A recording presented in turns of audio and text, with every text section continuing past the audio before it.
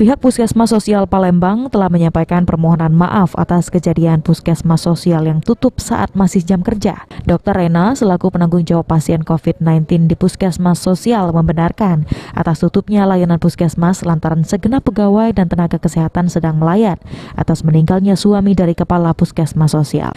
Pihaknya juga tetap memohon support dan dukungan kepada masyarakat agar tenaga kesehatan ini selalu diberikan kekuatan, kesehatan, dan kesabaran dalam melayani masyarakat.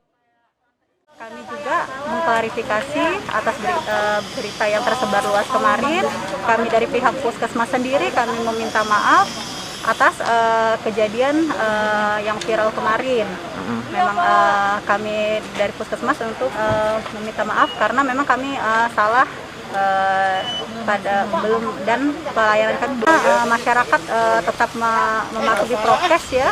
Mematuhi prokes itu dengan kata lain kalau misalnya ada pasien yang positif tidak usah pasiennya yang melapor datang ke Puskesmas, tetapi bisa diwakilkan sama anggota keluarga yang tidak kontak atau bisa menghubungi via call center 119 atau via RT.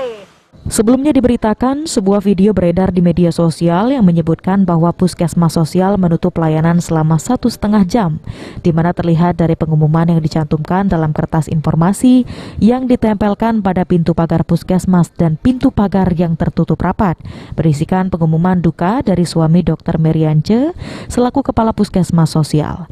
Maka pelayanan Puskesmas Sosial ditutup sementara mulai pukul 9.30 sampai dengan 11 dikarenakan hendak menghadiri pemakaman di kebun bunga. Padahal di saat bersamaan ada warga yang datang untuk melaporkan bahwa dirinya terpapar COVID-19 dan hendak melaporkannya ke Puskesmas Sosial dengan membawa hasil PCR yang dinyatakan positif. Hal ini kemudian menjadi catatan pemerintah Kota Palembang untuk mengevaluasi kinerja Puskesmas sebagai posko penanganan COVID-19.